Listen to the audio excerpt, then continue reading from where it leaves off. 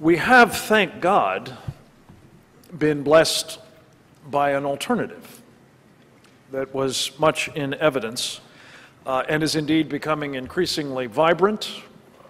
It is expanding, and I think it is valued as a source of information by millions of Americans. The sources, of course, are well known to you. We have internet news services, we have the blogosphere, we have social networking, we have YouTube, among many other, and increasingly evolving opportunities to obtain information and to share it widely without relying upon the very, very calcified and I think increasingly corrupt organs of the old media. It's my estimation, we may get differing opinions on this from the panel, they are experts after all on it, but it certainly is my view as an observer and consumer of this medium, that had we not had this, for want of a better term, new media in the mix in this last election cycle, it is almost certainly the case that the results of the election, for the reasons that the previous panel has just talked about, would have been even more skewed than they were. So all I can say again is thank God that we had people who were not in the tank for Obama, who were also working the problem of keeping us an informed electorate. I can't help but wonder whether things might have been not only different, but decisively different, leading specifically to a different outcome, if one of the founding members of the new media and one of its most effective practitioners had not been struck down as election 2012 was getting underway. We were blessed to have present on the first of these symposia, and we are blessed at this symposia to have several of those who worked closely with and are continuing the work of our friend Andrew Breitbart. And I think it's important to just take a moment now to say how important he was to both catalyzing the new media and to demonstrating the impact that it could have. He is sorely missed, needless to say, which makes all the more important the work of those like Larry Soloff, who will be with us. I don't think he's here at the moment, but will be with us for lunch, and of course John and Peter, who have been carrying on in his absence, and we miss him. Let me introduce quickly the panel.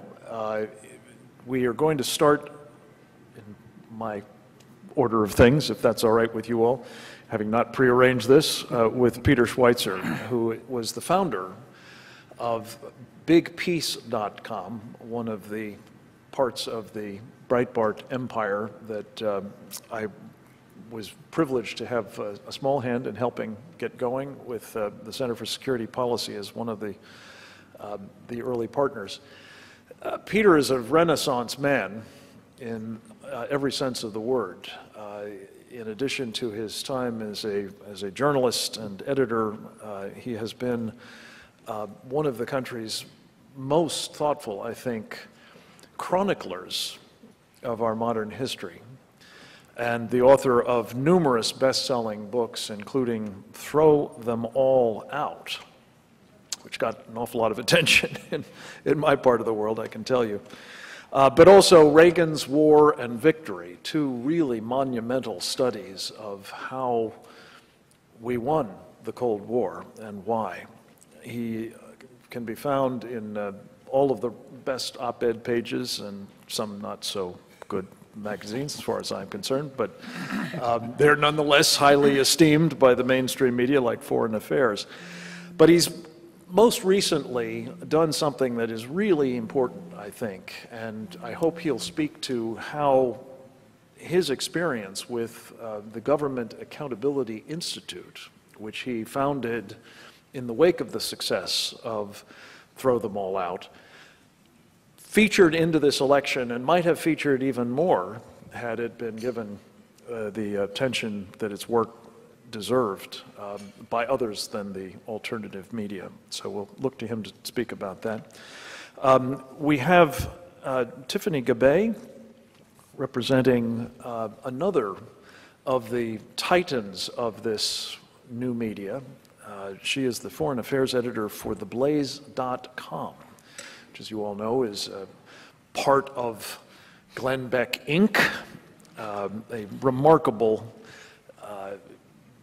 person and contributor to the world of the alternative media.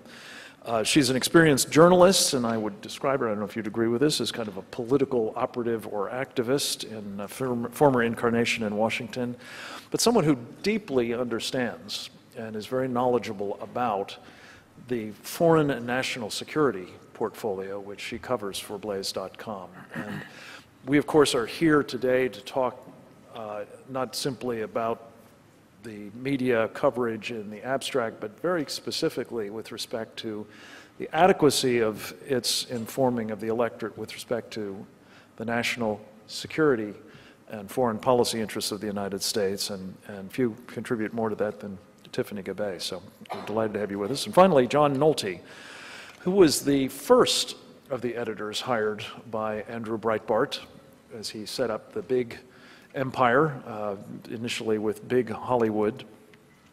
The empire now has some half-dozen sites. John has been involved in both the managing and the growing of this remarkable institution. He is currently an editor-at-large, covering most especially the media, but a great many other things as well.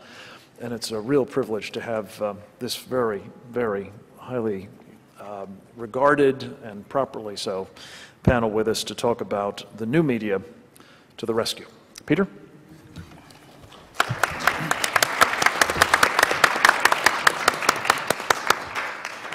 Well, thank you. It's great to be here with this terrific panel and to follow what was a great panel to begin with. I was telling somebody earlier, I actually first met Frank when Frank was really one of the big stars in the Reagan administration as the Assistant Secretary of Defense, and I was a lowly college student. And it's really a testament to the quality of a person he is and his character that he had all these busy things going on in terms of arms control and the issues that the Reagan administration was facing. And he took time to encourage a college student like me in the path that I was interested in going. So I've known Frank since the 1980s and have been very fortunate to have considered him a mentor and a friend all that time since.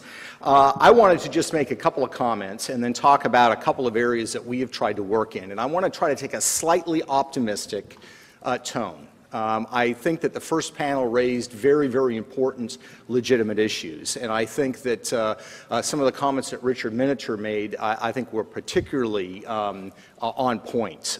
Mainly that as people that are interested in issues related to freedom and the defense of the West, there has been a strong emphasis on opinion journalism rather than doing some of the hard digging on investigative journalism. And I think that's really for a couple of reasons. Number one, investigative journalism is very hard, very challenging, and also very, very expensive. Number two, it takes a certain type of personality to engage in it. As we say at our organization, you have to, in a sense, be obsessive compulsive. You have to find something that you think is important and stay with it and dig with it. And I think in this regard, approaching investigative journalism, we have opportunities to introduce ideas into the discussion that ordinarily would not be introduced, because I think he was exactly correct that really it's at the news page level where information becomes part of the national dialogue.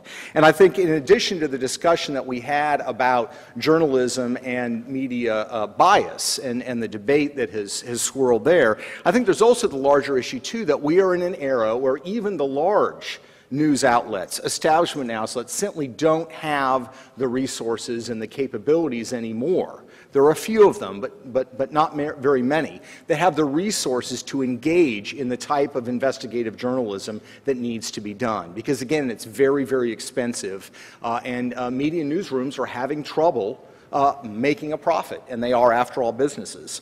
So let me just illustrate a couple of instances of things that we have done. Government Accountability Institute, we've been up for about 9 months. Executive Vice President Rick White is here with me. And what we really have decided to do with the Government Accountability Institute is simply hold the government accountable.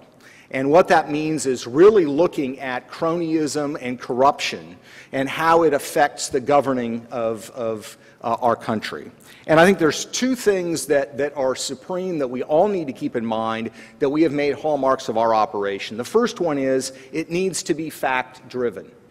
That is, that we can spout an opinion about what we think is going on, but there are already wonderful people doing that. So ours needs to be fact-driven. If we don't have new facts and new information, we really are not doing our job and we're not relevant. The second thing is you have to have a complete and total willingness, based on principle, to go after both sides. If your view is that I'm only going to go after one side of the political spectrum, when it comes to a matter of principle, and you're going to be inconsistent, you're simply not going to be effective. And those are two hallmarks of what we've done. Let me just give you a couple of examples of what we've done the last couple of months as it relates to national security. And I think you could look at them and say that there are some very good successes, but more could have been done, and maybe we can draw some lessons of what we found. The first thing is we began in the spring of this year deciding to investigate and look at the very real problem of foreign campaign donations coming into the political campaigns in the United States. Now, there are laws in the books that have made it illegal for the last 30-plus years for federal candidates to receive foreign funds. The problem is that they invented something called the Internet. And the Internet allows literally worldwide access to make campaign donations online. And the reality is that there are no requirements by federal campaigns to do any kind of vetting. And so what we decided to do, in keeping with our principle of looking at all sides, is look at the major presidential campaigns and look at every member of Congress and ask some very basic, simple questions. Number one, do they even use basic, simple anti-fraud technologies that are common in e-commerce to make sure that they know when a donation is being made that the credit card number that they're being given for the donation actually corresponds to the person, or is a person using a fictitious name and address? And what we found is that half of the members of Congress don't use basic online security protocols when it comes to campaign donations. We looked at the presidential level. We found that President Romney did, candidate Romney did, President Obama did not. President Obama did not also in 2008. Now this was reported on by Michael Isikoff at Newsweek in 2008 and also by Matthew Mosk at the Washington Post, but it was never a detailed investigation. So we decided to do a detailed investigation of the online fundraising activities of the Obama campaign. Keep in mind that over half of President Obama's $1 billion raised came in the form of donations under $200 and largely came online. Now, why is that interesting? Why is that important? Because the Federal Election Commission established laws 30 years ago that said donations over $200 you need to disclose on your FEC filings, make them public. Donations under $200 you do not. And in the era of the Internet, that creates an opportunity for the widespread churning of lots of donations.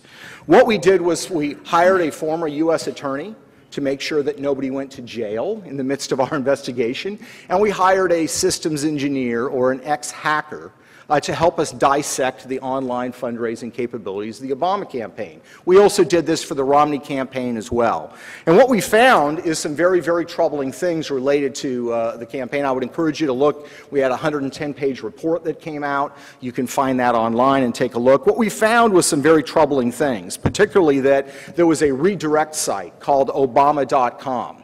Obama.com, you would think, would have been owned by the Obama campaign. It was not. It was owned by an American businessman named Robert Roche, who has lived in China since 1996. And in fact, in Shanghai, is partners with the Chinese government. He runs infomercials on Chinese state television. And his company, Acorn International, is incorporated in China. All the senior executives are Chinese, et cetera. What was troubling about Obama.com is that if you typed in Obama.com, it would redirect you to a specific donation page on the Obama campaign that was specifically set aside for Obama.com. And what we found was that there were actually search engine optimization efforts made to drive specifically foreign traffic to this redirect site. So we put all of this into the report. We put in all of the metrics, went into great detail. This was a very expensive, detailed report. Frank gave us sage wisdom as we went through this to make sure that, that we made the right call. The report came out, and we did actually get some good mainstream media coverage. We didn't get as much as we wanted. We had a good piece in Newsweek that I co-wrote with Peter Boyer called Obama's Illegal Donor Loophole was the title of that piece. We had coverage on ABC News, which covered it, the New York Post, and other news outlets. What we didn't get was coverage from the New York Times or from other networks. We got coverage from Fox News, but not CNN and MSNBC. We also got a lot of great coverage from social media, from both The Blaze and from Breitbart, which I'm associated. So the end result of this was that it became somewhat part of the national debate, but not a central part of the national debate. And I think if I were to look at that particular case, a couple of things come to mind. Number one, if you are fact-based, if you can actually show factual information to individuals that are in the news media, there are fair-minded reporters out there that are interested in this. You have to identify with them, you have to work with them, show them what you have, help them reverse engineer what you did, but there are individuals out there that are willing to cover these stories. And number two, the simple fact that velocity is hard to maintain because the pace of media is so great, it's very, very hard to sort of sustain the pace of what happens. Let me just mention the second one that we did that I think was grounds for optimism, and this I said would have to start from an idea that our intern had. We have a student who is an intern at Florida State University. He's in the Air Force ROTC program. And he noticed something very interesting when he was doing research. He noticed that on the White House log of the president's schedule, and Politico, which also did its own version of the president's schedule, that the president didn't seem to take his presidential intelligence daily briefing very often. And he came by and sort of said, hey, I kind of noticed this. And I said, well, take a look at it and see where it goes. So he went through the entire calendar and lo and behold found that while former President Bush and others were very diligent in getting that daily briefing every day, President Obama missed more than half of his. They never appeared on his schedule. So we took this information, shared them with a columnist at the Washington Post. We sort of did a report, which again was very data-driven. We didn't draw any conclusions. We simply said, here is the schedule of how the president has spent his time or failed to spend his time on national security issues. And the column came out. Well, the next day was when Benghazi happened. So there was a huge flood of coverage. Carney was asked about it at one of the White House presidential briefings. You had a lot of ancillary follow-up coverage. You had a lot of people who made excuses and said, well, you know, this president doesn't need to be spoon-fed intelligence like other presidents. He's so smart, he just gets it off of his iPad. What's interesting, though, and we tease our intern about this all the time, is that and he's not even an officer yet in the Air Force, actually changed the schedule of the President of the United States, Commander-in-Chief, because now it's on his schedule that he's getting those briefings every day. So let me just say that, look, there are grounds for optimism. We do face media bias, but there are very real opportunities if we are fact-based and fact-driven to change the narrative in the debate. Thank you. Tiffany?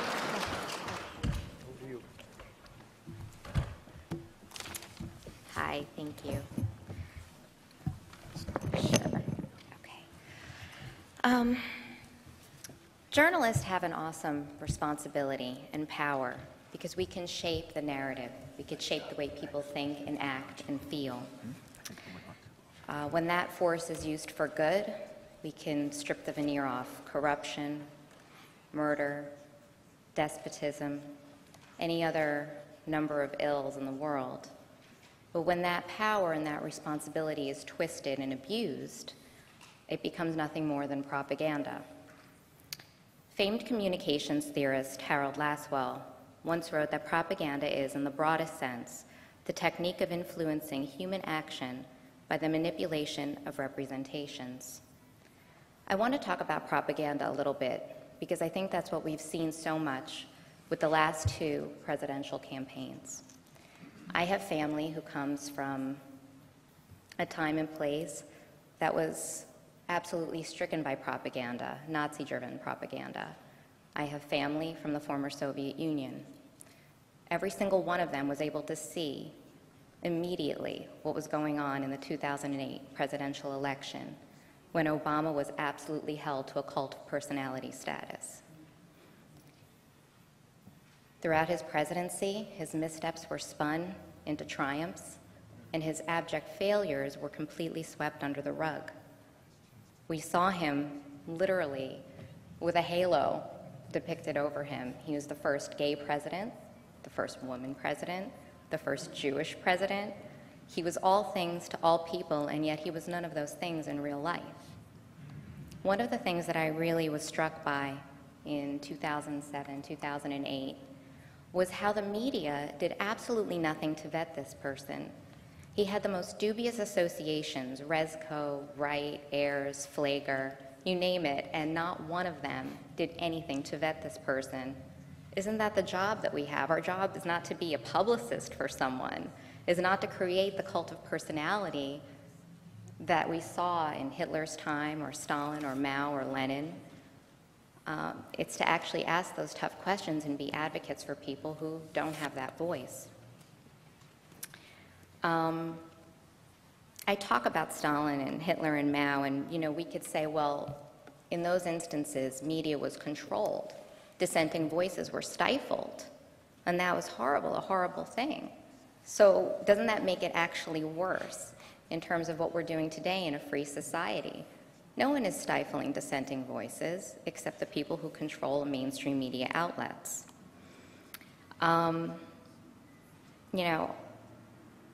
One of the things that we did at the Blaze with regard to this particular election was to vet Obama in the way that the mainstream media did not do in 2008. We conducted an entire series on his founding fathers, where we did extensive profiles on Frank Marshall Davis, who was a card-carrying member of the Communist Party and Obama's mentor.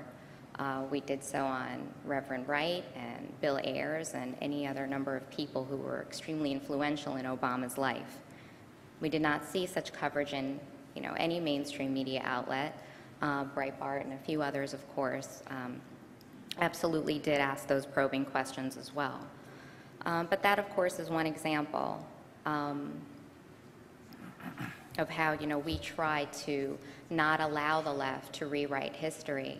I did a series on the GOP, for example, being the actual true architects and heirs of the civil rights movement, because that narrative has been co-opted by the left, and again, that narrative is never challenged by any member of the mainstream media. As I go into some other examples, we have the Arab Spring. The mainstream media basically repeated the Obama administration's meme that these were democracy-seeking freedom fighters and just quote-unquote middle-class folks trying to catch a break. But they never once stopped to ask, who are these people? Just because they are opposing a dictator that seems like a pretty bad guy doesn't mean that they're angels themselves. And I sometimes wonder, do journalists ever ask themselves what they're doing? Do they ever realize the responsibility they have? Did they ever say, what if I'm wrong? What if they aren't freedom fighters? What if they aren't democracy seekers? What if their intentions are nefarious? But no one ever did. And now we see what's happening in Egypt and Jordan. We now see what's happening in Libya. Of course, Benghazi needs no introduction. Everyone here in this room knows what Benghazi is and the scandal that happened. But as was pointed out earlier, if we were to go outside, no one even knows where Benghazi is or why it matters. That's absolutely because of the mainstream media. Most people watch the normal everyday outlets to find out what's going on in the world. This was a scandal that left 4 Americans dead. 2 Navy SEALs, and a U.S. ambassador, and it was absolutely swept under the carpet prior to a presidential election.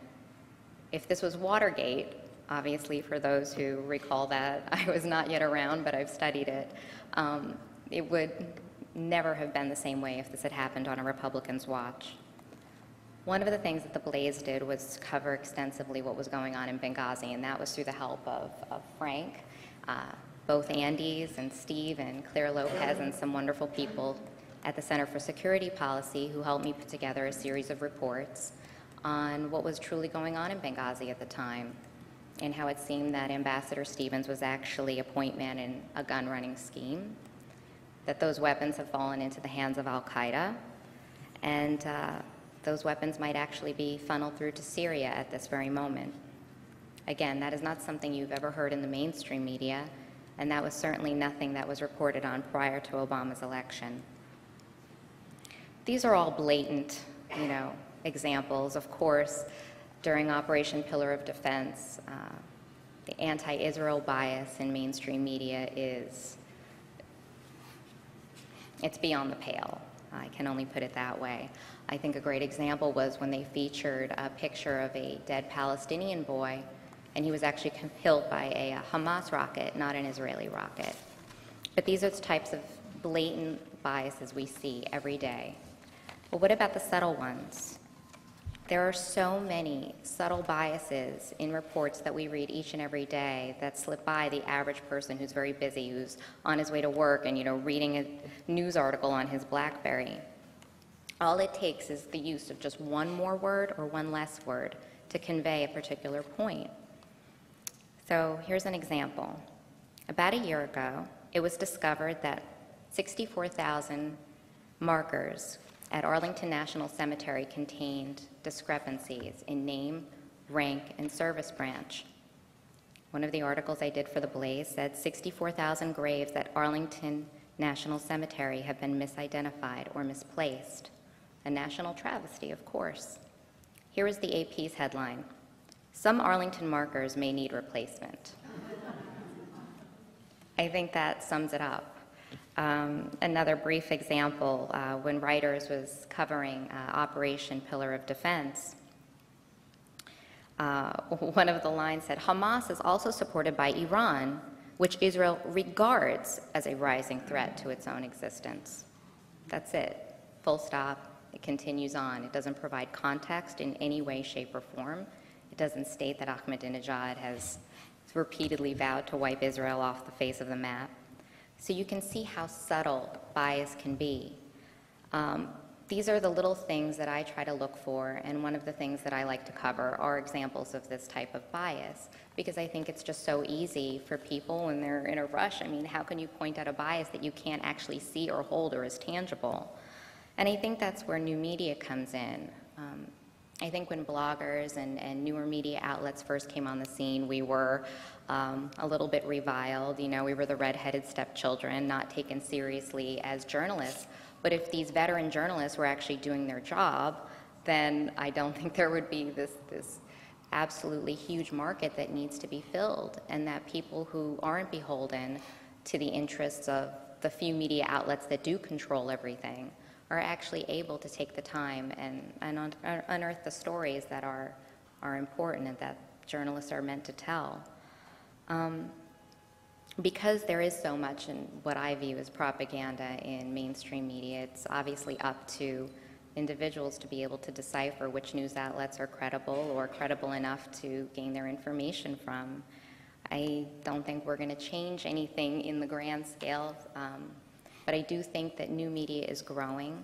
I know that, for example, at the Blaze, we've grown to become one of the largest sites that offer a differing voice of opinion or actually just reporting the stories that others aren't. Breitbart is as well. And hopefully we're going to grow to the point where maybe we can encompass some of these larger mainstream outlets. And then, but it is an uphill battle, and we're just working every day to try to report the stories that others aren't. So.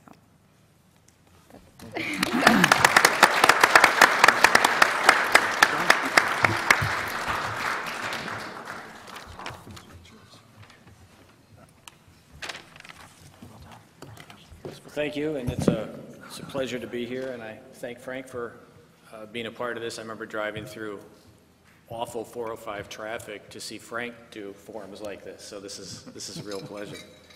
As you know, I had the pleasure of working for and with Andrew Breitbart. I was the first editor he hired when he had this idea of a big empire, and it's been extraordinary to watch it happen with the help of a lot of people, specifically his business partner and a longtime best friend, Larry Soloff. And while we miss Andrew, and I can't tell you how much we miss Andrew, it is a testament to him that in his absence, the site continues to grow. We're bringing on new people. We're doing much better than we had even forecast. And the great thing about Andrew, we never knew. Andrew had these amazing counterintuitive skills. When everyone was zigging, he would zag. And the toughest part of this election has been that we don't know what we were missing, because you never knew what Andrew was going to do, what he would do. But he left a great institution in place and created a beautiful site for us. And one of the things that he did is, I think he's had a lot to do with why people understand the media, at least he has with me, better than I did when I first met him. A lot of the comments made in the previous panels, you know, we're not talking anymore about just writing op-eds, and we're not talking anymore about just complaining, for lack of a better word. We're trying to take action now, and we're trying to figure out how to take action now. And personally, I'm very optimistic about the future, because when I hear the people in this room talk, and when I see people on Twitter and on social media, they understand that it's more about just complaining, that you have to fight. And of course, that was every part of Andrew Breitbart's DNA, was fighting. And the reason I'm optimistic is a number of reasons. The first is that the legacy media is dying. I mean, we live in a world now where people are thirsty for news. They're hungrier for news than they've ever been. We've got these 24-hour cable news outlets, and yet the old media can't hang on. Every day they're laying off people. Every day they're filing bankruptcy protection. Every day, in order to survive, they have to get eaten by some conglomerate that's going to use them as a write-off. And their business model can't stand. And the reason that people don't go to them is because they don't trust them. The reason CNN gets less ratings than MSNBC is because even liberals don't like to be lied to. And CNN lies to them. CNN pretends they're unbiased. MSNBC doesn't. Fox News doesn't. So that's why CNN's business, as Andrew famously said once to the media, it's not your business model that sucks, it's you that suck. And that's what's happening to CNN. I mean, they're offensive to hear people talk about, you know, does anyone believe Soledad O'Brien is unbiased? Nobody believes that. Liberals don't believe that, and they don't want to be told that, so they're going to go watch a hardballer, Chris Matthews or something. So the media's going out of business. And that's because people have alternatives now. They can go to the internet, and they can get the news, and they can get news from Glenn Beck, they can get news from Breitbart, and we don't lie. Talking Points memo doesn't lie. We say, here's our opinion, here's the information, make of it what you will, and I think that people respect that. And we see in polls and we see in movement that more people are moving to the internet. And that's another reason I'm very, very optimistic. In media, it's like Hollywood. You can make a movie, you can have a desire to write something, but the distribution is bottlenecked. Only a few people control it. And that's what's true on television, even cable, even though the bottleneck's a little bit bigger. But in the internet, anybody can get on. Anybody can try. And through your hard work and through your effort, you can rise to the top, and you can become an Andrew Breitbart. And there's a lot of Andrew Breitbarts out there, and I see them on Twitter, and I see them at other sites, and we're growing in that respect. So we have an infrastructure in place. The second reason I'm optimistic is because of the change I saw between 2008 and 2012. And I think it was Andrew McCarthy who said that we can kill false narratives, but we can't push narratives into the mainstream media. And Libya's a good example of that. But we can kill false narratives. And in 2008, we couldn't do that. And in 2008, I was blogging at this little site none of you have ever heard of, and I was watching what was happening. I was watching Politico build these narratives against Sarah Palin and against others, and it was infuriating because there was nothing we could do about it. But in 2012, we were able to do something about it. When the Washington Post came, the day after Barack Obama comes out of the closet and says he's in favor of gay marriage, in other words, the day he decides to stop lying about his position on gay marriage, the Washington Post just happens to drop a story that says that 50 years ago in high school, Mitt Romney might have bullied a kid who might have been gay.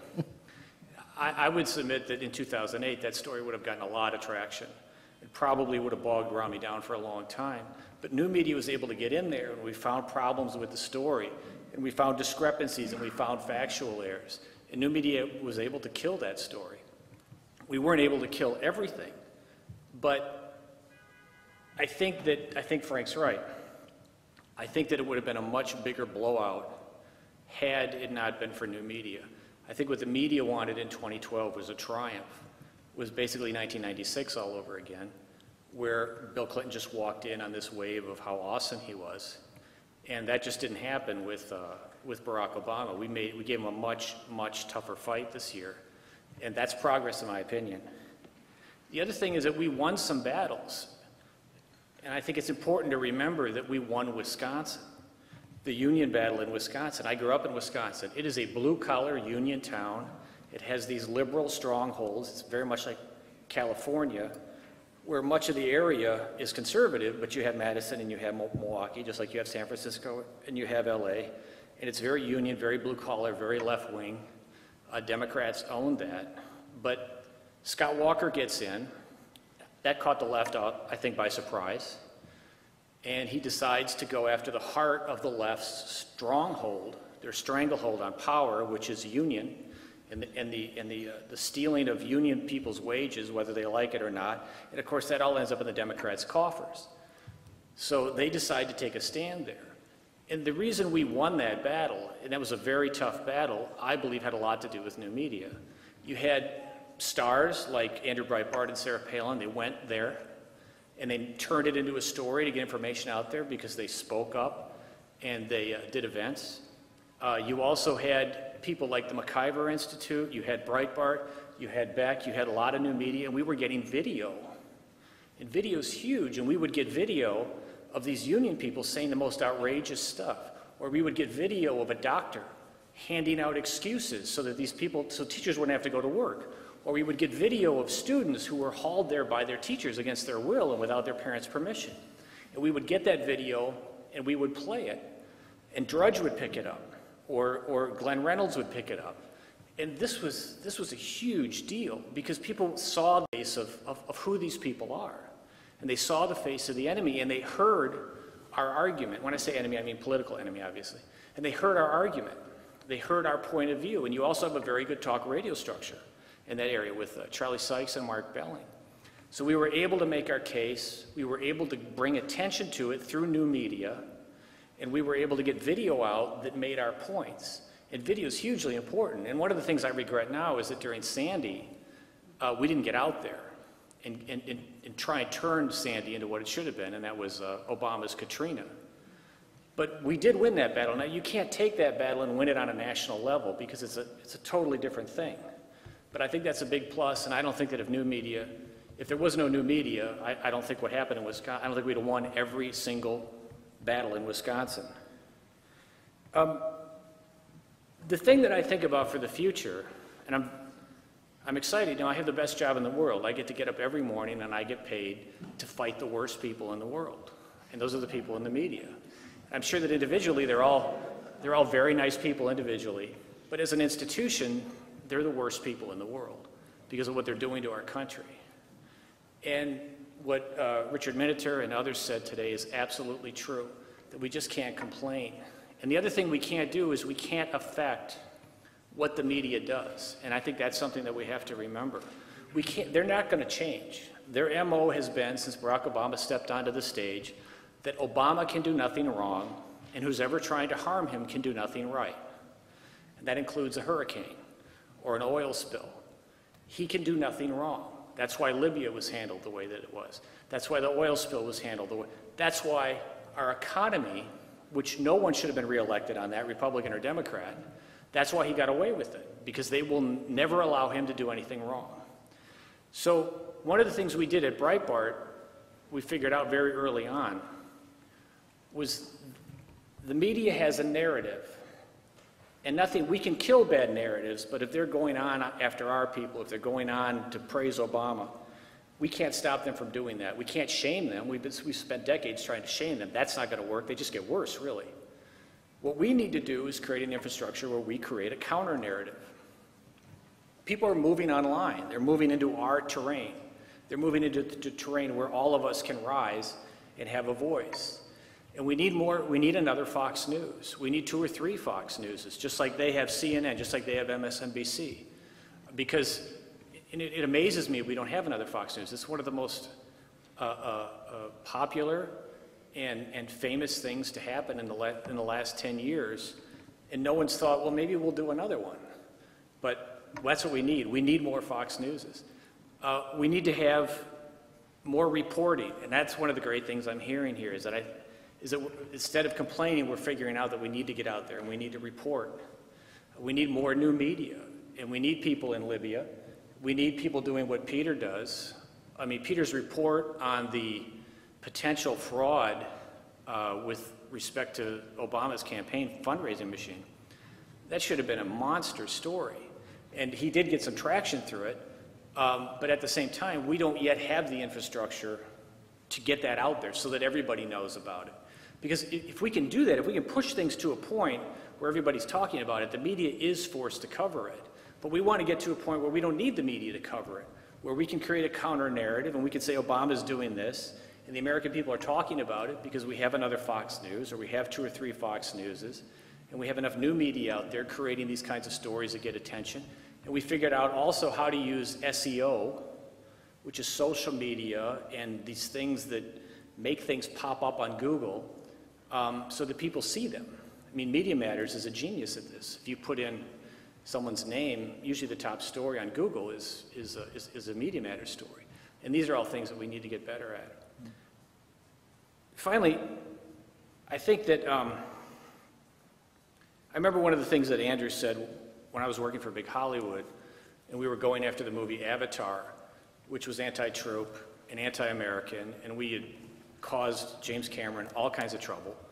And someone asked him, well, how did the fight with Avatar go? And Andrew said, quite seriously, he said, well, instead of the movie making $5 billion, it made $4.99975 billion. And the point that he was making was that we didn't have that big of an impact on the box office. But we did take a high-profile target. We told the truth about it. And we did have an impact, at least on, I think, the victory lap James Cameron thought he was going to have. And he had to answer a lot of our questions a lot. And you have to look at the election the same way, this election the same way.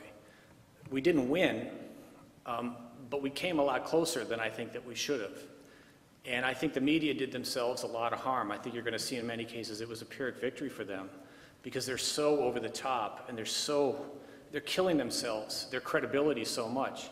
And you can see their poll numbers going down, you can see their ratings going down, you can see the money they're making going down, the advertisers going down, the eyeballs going down. And that's a victory for us. And we just need to keep pressing that and just remember that in 2016, it'll be Hillary who can do no wrong. So we just have to be ready for that. But thank you.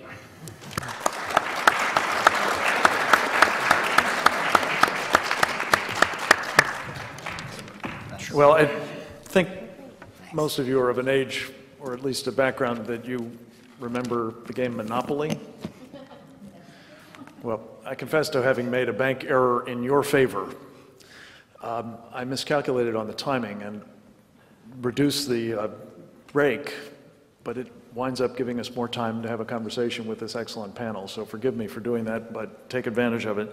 I'd like to put a couple of things on the table if I could, and maybe ask you guys to comment on them, and then we'll open it up to everybody, because one of the sort of recurring themes in several of these comments was the idea that the mainstream media is kind of becoming a cropper, financially a cropper. One of the things that I keep hearing about, and I confess I haven't actually spent the time to run it to earth, but presumably one or more of you have been looking at this, is the idea that the taxpayer ought to subsidize some of these media operations of the left, the mainstream, as a means of making sure that they don't go down. And that would seem to me to be a whole new level of assault on the separation of press and state, if you will, and problematic on the financial level as well, needless to say. Another issue which we sort of touched on a little bit in the previous panel, but that if you might address as well, is there is unmistakably at the moment, Benghazi was sort of symptomatic of it, an assault on freedom of speech. And that is clearly going to be, over time, if this Istanbul process, which Hillary Clinton is about, as you may know, this week, in the latest iteration with the Organization of Islamic Cooperation, beginning to see what can be done to accommodate demands that we not offend Muslims. Well, at some point, the press will find themselves constricted as to what they can say. If that's not already happening in the mainstream press, I would argue it is, maybe ultimately in the new media. Another issue that will be coming up, I believe, shortly in yet another of these UN fora is the idea that the UN ought to take over control of the internet. The reason being that they would like to ensure that some stuff that is not currently filtered, censored, denied to their people that they don't want them to have, will in the future as a result of their managing this enterprise. And especially to the extent, of course, that the new media is very dependent upon the internet.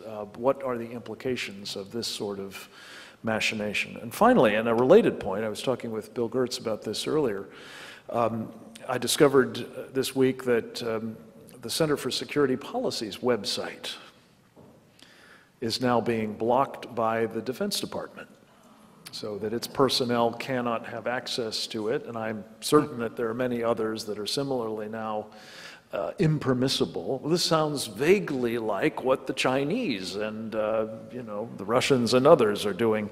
So if in your various capacities you'd be willing to speak to one or more of those points, that would get us up and running. Peter, you were nodding vigorously at several points. Why don't you start? Well, as always, a lot of ground to cover, Frank, and a lot of great points. I think you're exactly right. The separation of press and state is important, not only in the context of taxpayer support for PBS, but one of the things we're actually looking into right now, we were actually shocked to find out, is that a lot of news outlets, the New York Times, other newspapers, actually get very generous tax breaks that are specific to the media for buying things like News Inc. and updating their own electronic and computer capabilities, which is kind of ironic because of their criticism for this kind of behavior for other industries. So I think there is very well ground there for delving into it and raising the question of we don't want a state-owned press and a state-influenced press. And if the press is increasingly in financial trouble and they're increasingly looking from a business standpoint for government largesse to keep them in business, it doesn't take a whole lot of analysis to realize the problem that raises. I think the self-censorship issue is a huge one. And one that's very troubling, and one I've never, frankly, quite understood, because I find the notion at the State Department and Pentagon and elsewhere that discussion of Islam or concerns about elements of Islam or certain Islamic groups, that it's going to send people into such an anger as tizzy that they can't control themselves. I mean, that's a highly insulting position. They're basically saying that people that have a certain set of beliefs are basically like, out of control teenagers. So we better just sort of steer clear. And I think we need to frame it that way. I mean, it's an outrageous insult. And I think it's one of those creeping problems that is hard to quantify. You don't see it happening. But you know, Frank and I have talked about this before. I mean, there are a lot of news outlets or individual reporters who are in a situation where they are self-censoring because of concerns about these issues, and how you can actually show that and quantify it, I think, is a very difficult and challenging issue. Great, John. I think that as far as the government bailing the media out, I don't think there's any question they're going to try to do that. And I think that one of the ways they'll get away with that, I mean, they need the media. And it's not even a matter of the state-owned press. I mean, for all intents and purposes, the press, the mainstream media, already is state-owned. They just do it voluntarily. And the bias in the media is towards the government. Bigger government equals compassion. More government equals compassion. We need to protect all aspects of government. You can't cut government, blah, blah, blah. And this is important to the government. And I think one of the things we're seeing, and this is something that I heard in one of the other panels, was how the bureaucracy in our Defense Department, it becomes more and more political. And when you hear that, you know what that means. You know that their bias is in favor of bigger government. And in order to protect that, I don't think there's any question that if the media gets in a lot of trouble, they're going to bail them out. And one of the ways they're going to get away with that is twofold, is that they're probably not going to make a case where they say, well, we need to keep the Washington Post in business. But I think that most of these media groups are owned by big conglomerates. So these conglomerates hang on to the media, and we can bail them out instead. We can bail GE out instead of MSNBC. And GE obviously loves having MSNBC out there because MSNBC is pro-big government and GE benefits by big government. So if you're talking about tens of thousands of workers that are going to lose their jobs unless we bail them out, instead of talking about bailing out MSNBC, the people are going to be, I think, more willing to do that. And so I think that's the approach that they're going to take, and I think that's one of the big downfalls of how the media's been eaten up by all these bigger conglomerates. Tiffany, I particularly wanted to hear from you on this UN and the internet, because Glenn has been arguably on the UN case and the threat to sovereignty that it represents as much as anybody. So might you comment on that particularly? Sure, and I'll weave in a couple of other points as well. Go ahead, I think you're on. Am I on? Yep. Okay. Yes, one of the things that we've covered extensively at the Blaze is the UN's Agenda 21, and I'm not sure if many of you here are familiar with it. A lot of people aren't, actually, and I even wasn't working for Glenn, even though I've heard Agenda 21 kind of banged into my head for months and years on end. But basically, it is the realization of what a George Soros has always dreamed of, which is a one-world government. And the UN has outlined, and it's interesting, their Agenda 21 program that has been documented on the UN's website for a number of years, it actually came out in the 90s, has since been taken down, interestingly enough. But yes, I mean, the UN is absolutely looking to take control of private property in certain instances to become better stewards of the land. You know, it's always under the auspices of we are better stewards of the land than you are, we are better protectors of free speech than you are, and it's always under the banner of we are going to help people, we're going to protect you from yourselves, basically. And it is about growing government. So the thought that the UN would take control of the internet, and an organization that lost its credibility, I don't know how many decades ago, someone who had placed Yasser Arafat on their, Human Rights Council or the likes of Muammar Gaddafi, I don't really think that you want an organization like that controlling the information waves, the number one information wave that the world knows. But that's obviously something that you can see happening, and you can see a pro-big government administration like the Obama administration, which has signed on to the UN's Agenda 21 program, being very much in favor of this sort of control by the UN. And I think it all ties in a very interesting way. You look at Obamacare, right? This is 1/6 of the nation's economy. This brings us one step closer to socialism. If you look at the government, again, a pro-big government administration like the Obama administration, you could of course see how if the opportunity came about to acquire or control any number of press or media outlets, it would absolutely leap at the chance to do so. of course, you know, you had pointed out earlier that the media is willingly giving government favorable coverage in this instance, but it would still be actually government-controlled media. And I want to tie this back to the point about when you talked about the OIC, because I think this all ties in together. I had done a report, I interviewed a very... We might just emphasize what the OIC stands for. The Organization of the Islamic Conference. It's a 56-member state, or... Well, 7 with 57? the new state of Palestine added in. Yeah, well, 56, okay. It is a group of 56, 57 Islamic nations that basically try to set the standard for the whole of the Islamic world. And one of the things that they talk about extensively are blasphemy, Islamic or Sharia blasphemy laws, slander laws. And we saw this very much with what happened in Benghazi. Directly following Benghazi, I interviewed a very prominent imam here in New Jersey. His name is Imam Katanani. I'm not sure if anyone has heard of him. And he admitted to me that anyone who speaks out against Islam, like the creators of this YouTube video, should be pursued by the government. They should be jailed, they should be in prison, they should be fined. And you absolutely see that they went after the filmmakers or YouTube video makers of Innocence of Muslims, which was the alleged video that spawned the entire protest in Cairo and Benghazi. And of course we know that that's not true and that was a red herring. But at the same time, you can absolutely see how in the name of sensitivity to different cultures, you know, pro big government and political correctness can trump even free speech. And it would be little by little, a step-by-step approach where we see government manuals being purged of the use, you know, terms that terrorists or terrorism, and it just kind of goes in a very subtle step-by-step approach. So no, I mean, they may not say, you know, one day, you know, it's unlawful to slander the Prophet Muhammad, but what they can do is cause some very severe ramifications for those who do. And I think that's how you would see something like that start to take hold. Right. Very important points. Paul, thank you very much.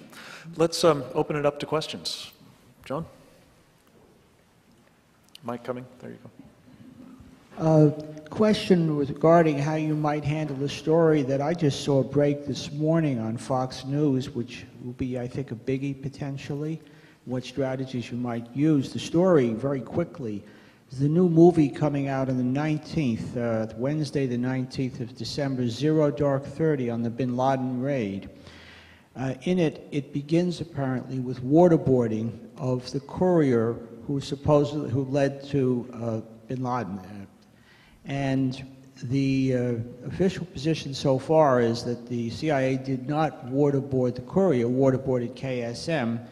And Catherine Bigelow, the producer-director, said that she talked directly to sources, probably sounds like classified information, who said that the courier was waterboarded. Is this something best fought by trying to show that that is false, or by saying, hey, suppose it's true, and asking the public, well, gee, was it worth it to get bin Laden? Or how might you handle that kind of a story? I think that's a great question. The challenge always with national security issues is because there's so much that we don't know and we may not know. I think the issue of interrogations is an important one. A longtime friend of mine, Mark Thiessen, wrote a great book on this subject, and the success that we had with the interrogation methodology. And I do think that there needs to be a larger, more vigorous debate. You know, I know Frank has addressed this issue, and other groups have, about the whole aggressive use of drones by this administration. You know, we all, I think, generally applaud when you know, a terrorist gets a chance to meet his maker, so to speak. But the reality is that when you have a policy where you're aggressively killing terrorist commanders rather than capturing capturing them when you can and interrogating them, you lose enormous intelligence possibilities and capabilities. And so I think that's a very, very legitimate issue. Again, though, I think the challenge on these national security issues is always, sort of knowing what we know, and hopefully we'll get somebody that was involved in the interrogation program to come forward and sort of clear the air on that subject. Would any of you like to speak specifically to the question that I think was behind this question, which is to the extent to which the administration apparently spoon-fed a lot of classified information to this particular filmmaker, I think in the expectation that it was going to come out, the film, before the election. Right. But, speak to that if you would, John. The film was originally scheduled, I think it was Sony was scheduled, they were going to release the film, I think, 2 or 3 weeks before the election. And the duo that made the film, Catherine Bigelow's the director, and her writer won the Academy Award for The Hurt Locker. And he's a very left-wing guy. I can't remember his name offhand, but he's a very left-wing guy. He's written a lot of stories about the troops for like Rolling Stone and whatnot. And of course, it's a soda straw context that makes us look terrible instead of an overall viewpoint. But there was no question at the time that the idea behind releasing the film then wasn't just so that people would see it. Even if the movie flops, the media would cover it to death. And that way we're talking about the one thing Obama did right before the election, which was to kill Osama bin Laden. But you're absolutely right. I mean, there's no question that it's a situation, again, where the state has a willing party, and this time in Hollywood, where they wanted a propaganda film made that would help Barack Obama. Unfortunately, he didn't need it, but they brought these guys in, and there's been a lot of Freedom of Information Act releases that tell us that they received unprecedented access to everything that they needed to tell the story.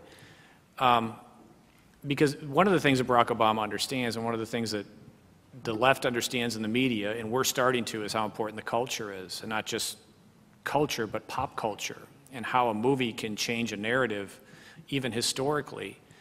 And so Barack Obama found willing, very talented people, and they wanted to make the film, and he wanted to help them and give them the information he wanted, and quite sadly, they got more information than even our media did. This was another situation where new media made a difference. We created an absolute uproar over the date of the film, and the media wasn't able to ignore it, and they moved the date.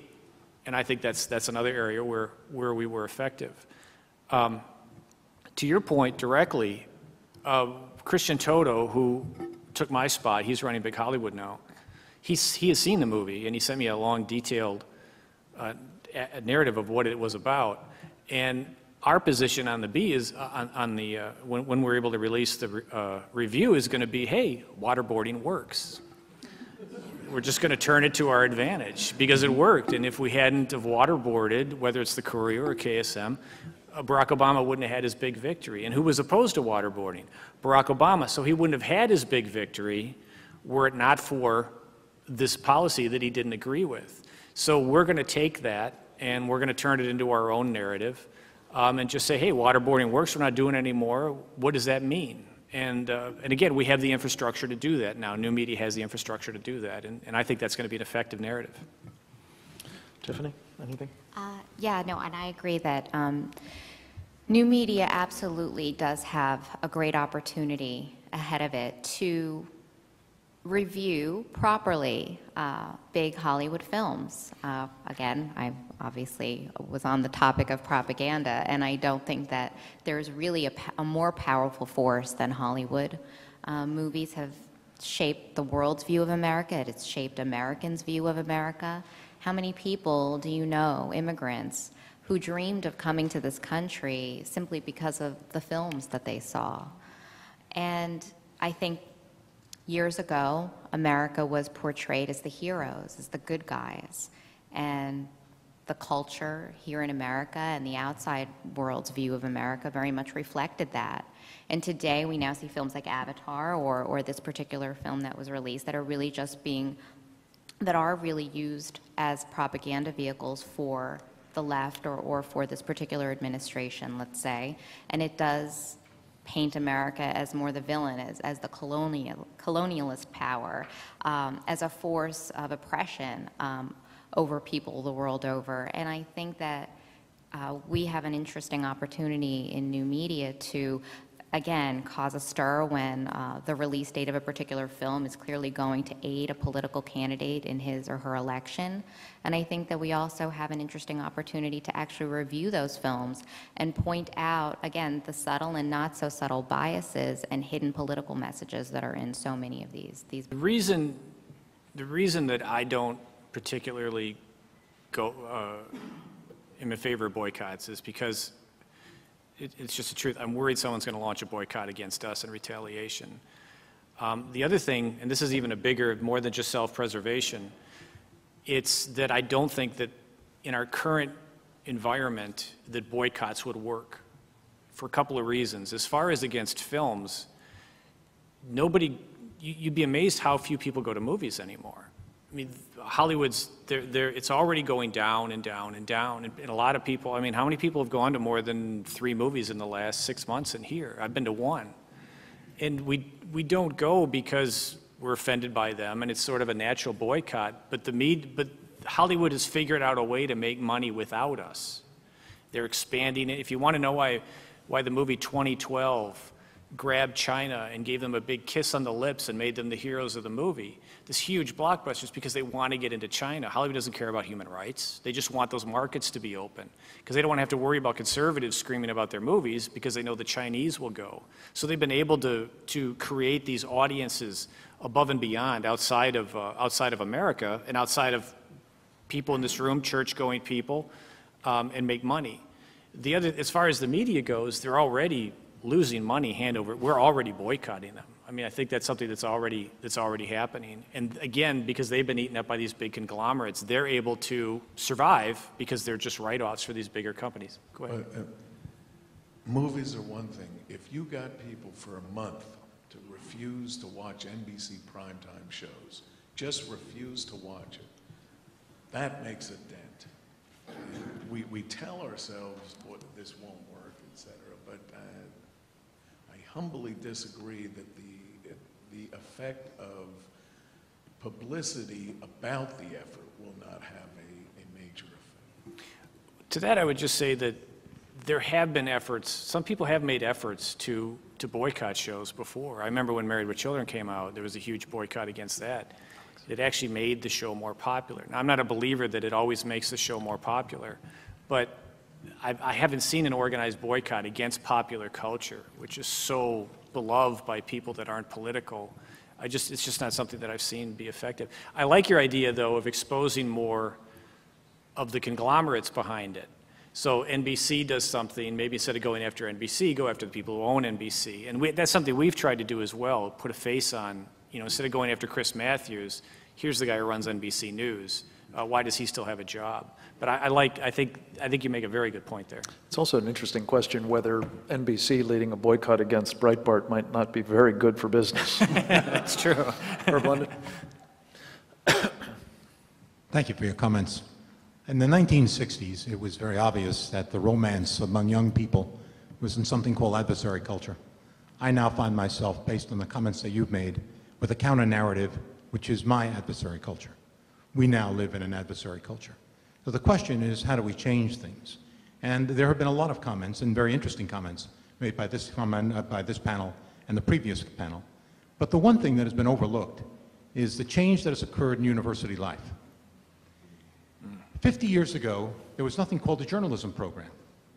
Today, New York University, Northwestern University, UCLA, the largest programs in those 3 universities are journalism programs.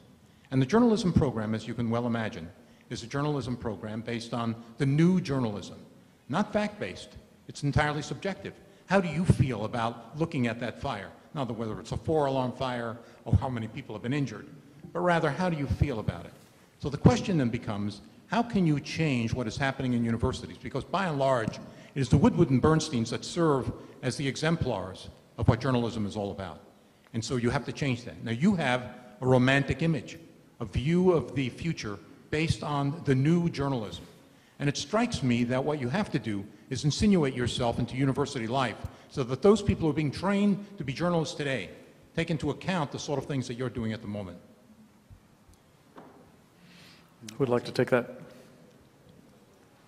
I think you raise a great point, and I think there is not only the question of the institutional media, there's a question of the broader culture and who are the people that are going into journalism. I sort of reject the idea that some people on the left proffer that the reason that if there is sort of a tendency for liberals to dominate the media, it's because conservatives would rather be off doing something else. I reject that. I think it has a lot more to do with a culture that pervades, and I think it has to do also with the with the training process. I think ultimately the way in which we are going to influence media, unless somebody has the capacity to establish large universities that can train people similarly, I think the way that we're going to do that is to simply challenge them professionally, to make sure that they are in effect doing their job, and if they are practicing new journalism, you have the new media that's holding them into account.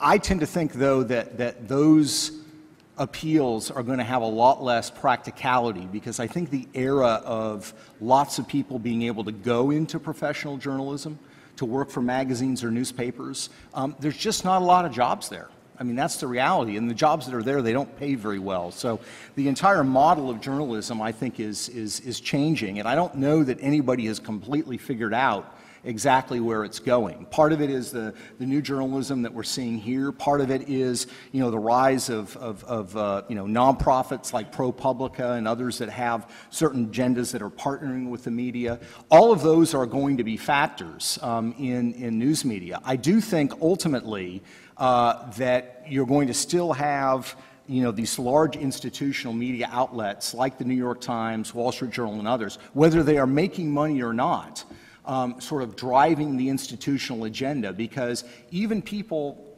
I come from a sort of libertarian, conservative perspective, but I read the New York Times because I have to, because I know that it is going to, whether I like it or not, establish and move the national agenda. So if I want to be informed, I have to continue to rely on that publication, and I'm sure that there are probably a lot of people in this room that would share that opinion. Anybody else? John, Tiffany, solving the university problem? I do. One of the things that Andrew was always talked about with Hollywood was that we need to get into Hollywood. We need to learn our craft.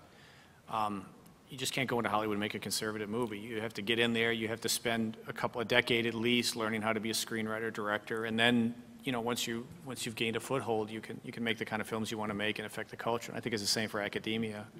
I'd just like to see conservatives do what liberals did over the last 20 years, and that's infest these institutions, and not to do what the liberals did, because I don't think we're that type of people where we're going to get into the propaganda and we're going to try and push people to our way. But we are going to say, All the President's Men isn't about bringing down Republicans, it's about finding the truth. But people look at All the President's Men and they think it's about bringing down Republicans, because that's how it's spun, and they want to do that. So you're right, I would like to see more people move into Hollywood and move into academia with specifically that in mind. I'm going to be somewhat of a hero here, and I'm going to bring something else to this. I'm going to be a spy. I'm going to keep my mouth shut for 10 years, and then when I don't have to anymore, I'm going to do what I can to change the culture. That sounds like fun. I wish I was younger. Tiffany, anything on that? Yes, I mean, in terms of academia, there is no doubt that there is obviously a very left-wing bent of university professors, even a hostility toward conservatives, conservatism, Israel, let's say. And I'm not sure that that's going to change anytime soon, but one avenue that I do see in helping students, whether they be majoring in journalism or any other area, are certain organizations. There are conservative, libertarian, or pro-Israel, for example, organizations and think tanks that actually do have campus outreach efforts. There are organizations like Media Central, which take aspiring journalists on tours of Israel, let's say, to show them exactly what is going on. So I think those are some of the ways that students today can acquire a different perspective. But I think we obviously have a role in new media to do so and to do some of that outreach, but it also falls to grassroots organizations that do have those campus outreach programs to show the other side that their professors are not. If I could just add one point, with the greatest of respect to somebody who spent a lot of time in the academic circles, Herb London, one of the things I've been encouraged about, coming back to the sort of new media role in all of this, is the extent to which Glenn Beck, most especially, Dennis Prager, and others are using their media as vehicles for really teaching, not simply covering the news, but doing the deeper drill down. And maybe that's a hopeful, new academia as well that we'll be developing. And one other thing which, again, Herb, you'd know more about than I, but I'm prayerful that the emergence of a whole new cohort of students who are coming out of military service under the new GI Bill will give rise to both a demand for better teachers and curricula and, consumers of it who will apply it. So maybe that'll be true in the journalism field, maybe not. It's a march to the institution. I think that's what everybody's saying. David? To go along with what Herb said earlier about going up against the institution, it's true you can't build an institution to go against the institution. And Andrea, we always talked about spending the years learning the craft. But there's push and pull. New media pushes out, talk radio pushes out. It's sometimes as simple as engagement, not just hoping they read the site and take the information. And what we need to do in new media and in talk radio is to engage them one-on-one. Last week I brought in 15 students from NYU and their professor. They spent 3 hours in the studio with me. I talked to them before and I brought them in. When they leave, I'm not trying to convince them to become conservatives or otherwise, but I'm giving them that simple moment that when you open up a new book or a new chapter and you read something, you have a new view. And what we should be doing is also engage in pockets of people at these universities by going to them, because you can't beat a one-on-one connection with a website, but combined, you can have a greater potential for effect. And I've done that at universities here at Pace, at NYU, at Columbia. And if it works that they're coming back with results, then we need to expand that kind of approach. Great suggestion. Any comment, response? No, I think that's exactly right. I mean, obviously the solution to the university problem is to clone Herb London, but I'm not sure that well, and David as well. And I was going to say, and also to get David Webb on lots of college campuses. I think David's exactly right. I do think that there's no question that there are people who have a very left-wing view because they are fully immersed and engaged in that culture. But you also have a lot of people who have a sort of liberal skew, basically by osmosis. I mean, they watch popular culture, they went to schools that are sort of liberal-oriented, they're at NYU, there are other places, and isn't this what smart people do? And when they get exposed to a David Webb or somebody else that says, well, hey, here's a different way of thinking about it, it does tend to change their views. One of the reasons I'm optimistic, and John and I have talked about this before, is, do we think and honestly believe at our core that our ideas of individualism, freedom, of American exceptionalism are superior ideas? If we do, engaging in open discussion in this way is only going to lead to one result. So I think David is exactly right, and I think we all need to be bolder about that.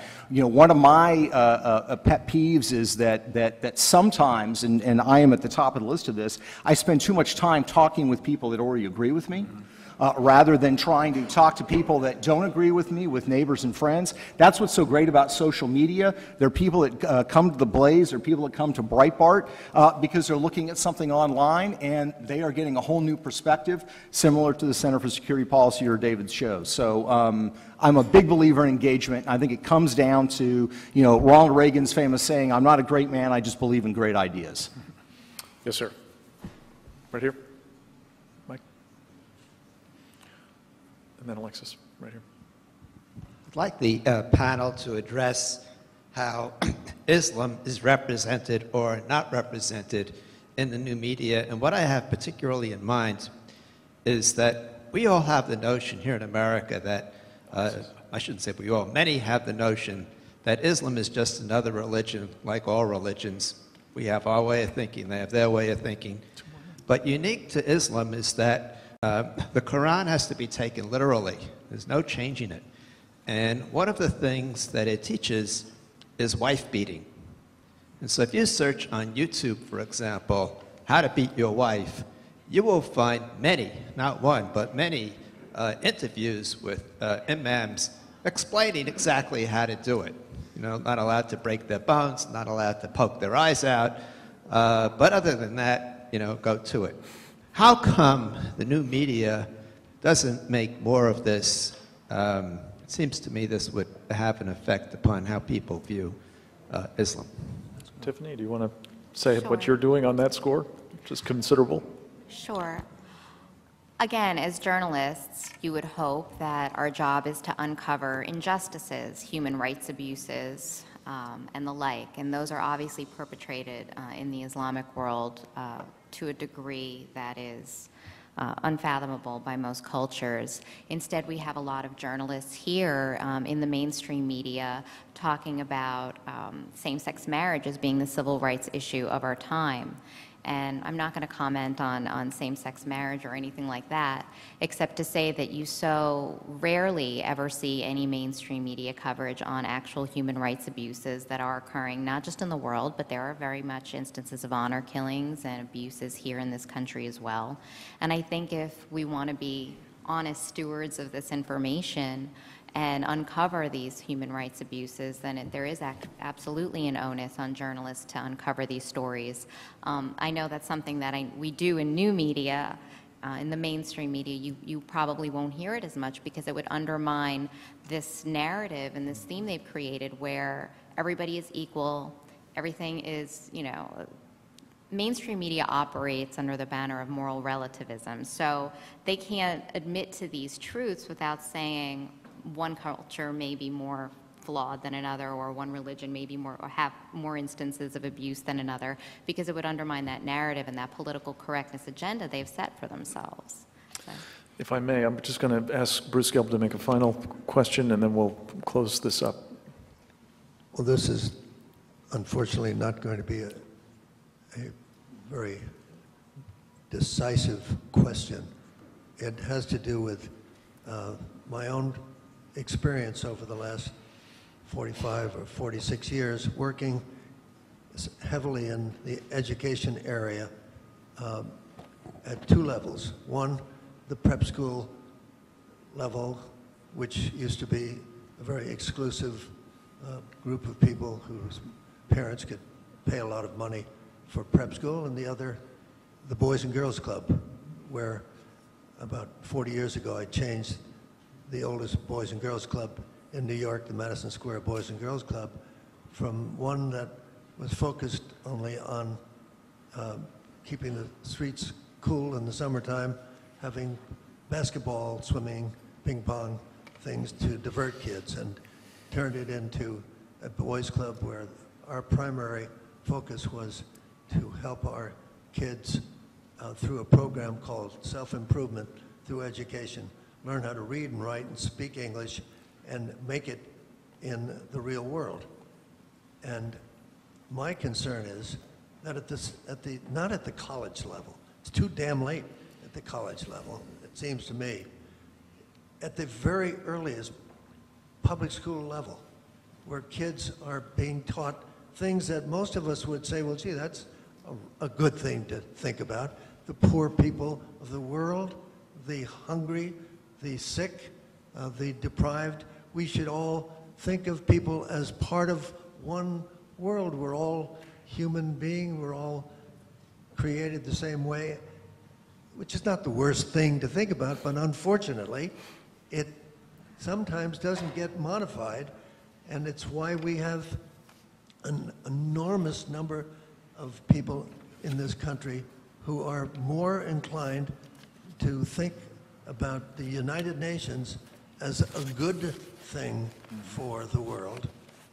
And our approach, which you talked about having to do with individual effort, individualism, the things that we tend to think are associated with the United States, they are not the big thing. And everyone knows that statement that is made, if you're not a Democrat, when you're 20 years old, you got no heart, but if you're not a Republican, when you're 40-year-old, you have no brain. Somewhere in that area is where we have got to make the changes, because as much as I think that the new media are wonderful, we still have an awful lot more people who are interested in what the Giants are doing and what happened to the Jets and all the rest of that. And so my question is, what can we do at the earliest level, at the public school level, to make sure that we don't have teachers who are just teaching everything that the Democrats want them to hear? Bruce, not a quick question as it happens, but we need a very quick answer from anyone who would wish to offer one. One of the things that we're going to do eventually at the big sites, and this is going to be action, is going to be big education. And we want to do with the media and with the Hollywood to the academic world. And I remember Andrew Breitbart, he would talk about everybody's got a camera now. He'd ask the audience, he talked to Tea Party audiences, if you got a camera, hold it up, and thousands of cameras would go up. You know, at least 3 out of 5 people had a camera. We want students to get in there and record these things. And look how big these things get. I mean, Fox News will blow up a teacher lying to a student or punishing a student for bad-mouthing Obama or something. And I think one of the primary things we need to teach kids is to be skeptical, is to think for themselves. There's good rebellion, there's bad rebellion. I think good rebellion is, wait a minute, I'm not sure I believe in that. I'm not sure I agree with that. Is there another side to that? So big education is intended, and I'm not sure when we're going to launch, but I know we're moving towards it, is intended to be one of the weapons in that war. Because the first thing you got to do is expose it and say this is happening, and that's what we've done with the media. Everybody knows the media's biased, so what's next? And that's the phase we're moving into, and that's what we want to do with education. Okay, here's what's going on in your schools, and then we can go to the next step and fix it. So it's a great question. That's huge.